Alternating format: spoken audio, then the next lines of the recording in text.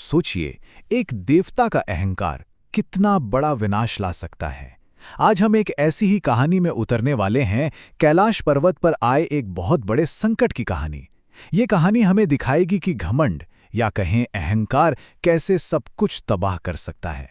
तो कहानी की शुरुआत होती है एक बड़े ही अजीब और डरावने रहस्य से। अचानक कैलाश पर्वत, जो कि शिव और पार्वती का निवास है, उसके चारों तरफ एक अनदेखी, एक ऐसी दीवार खड़ी हो जाती है जिसे कोई पार नहीं कर सकता। और सबसे बड़ी बात, किसी को पता नहीं ये आई कहां से। देखिए, ये कोई मामूली रुकावट नहीं थी। ये एक ऐसी ताकत थी जो सोच से भी परे थी, इतनी शक्तिशाली कि बड़े बड़े देवता भी इसके सामने बेबस हो गए। तो सब देवता बस खड़े देख रहे हैं, एकदम लाचार। सोचिए, विघ्नहर्ता गणेश, वो खुद इस बाधा को नहीं हटा पा रहे हैं, और तो और प्रकृति भी इस अनदेखी दीवार से टकराकर नष्ट हो रही है। मतलब एक हरा भरा पेड़ अचानक दो टुकड़ों में बढ़ जाता है, पक्षियों का झुंड टकराकर मर जाता है। तो सवाल ये उठता है कि आखिर ये कौन सी ताकत है जो इतनी जबरदस्त हो सकती है। और ठीक तभी उस अदृश्य दीवार के पीछे से इस पूरे संकट का जो असली मास्टरमाइंड है, वो सामने आता है। और वो जो ऐलान करता है, उसे सुनकर सब सन्न रह जाते हैं। उसका नाम दंबासुर, और वो कहता है, आज से कैलाश का स्वामी मैं हूं। मेरी इजाजत के बिना कोई अंदर नहीं आ सकता। एक असुर देवताओं के घर पर ही कब्जा कर लेता है। पर यह हुआ कैसे? कोई असुर इतना शक्तिशाली कैसे हो सकता है? इसका राज हमारी सोच से कहीं ज्यादा गहरा है। असल में दंभासुर कोई आम असुर है ही नहीं। उसका जन्म एक देवता से हुआ है, और वो देवता कोई और नहीं बल्कि खुद सृष्टि के रचयिता ब्रह्मदेव हैं। है ना चौंकाने वाली बात? तो ये कैसे हुआ, इसे समझने के लिए हमें थोड़ा पीछे, मतलब कहानी की शुरुआत में जाना होगा।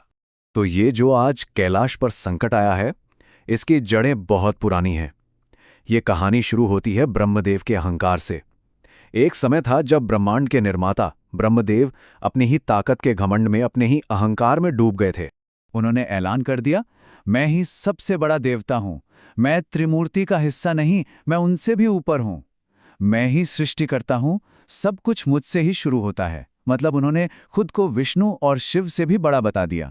अब ब्रह्मदेव के इस दावे की परीक्षा लेने के लिए शिव एक विशाल अंतहीन प्रकाश स्तंभ के रूप में प्रकट हुए। उन्होंने ब्रह्मदेव से कहा कि वो या तो इसका ऊपरी सिरा ढूंढे या निचला। ब्रह्मदेव ऊपर गए, लेकिन उन्हें कोई अंत नहीं मिला।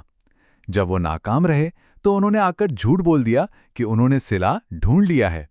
बस यहीं पर उनका अहंकार, उनका घमंड सबके सामने आ गया। तब शिव अपने रौद्र रूप काल भैरव के रूप में प्रकट हुए और कहा, सृष्टिकर्ता को अहंकार शोभा नहीं देता, और अहंकार का तो नाश ही होना चाहिए।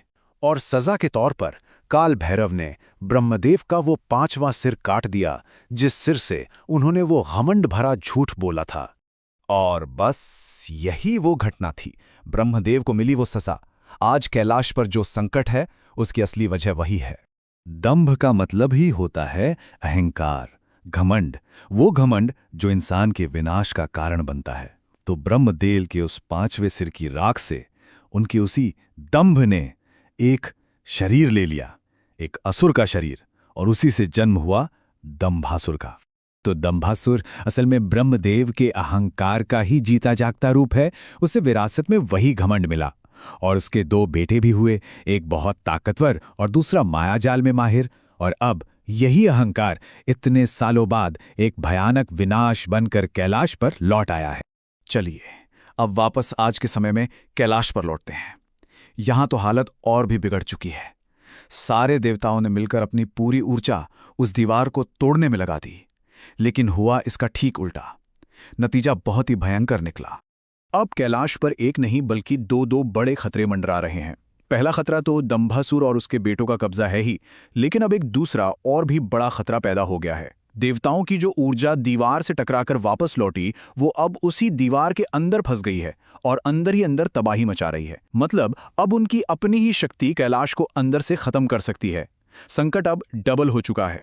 तो ये है उस एक अहंकार का नतीजा।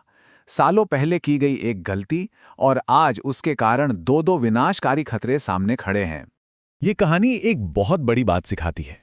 डंभ यानी अहंकार सिर्फ गलतियां नहीं करवाता, वो विनाश का कारण भी बनता है। चाहे वो देवताओं का हो या इंसानों का, अहंकार अपने ही विनाश का रास्ता बनाता है।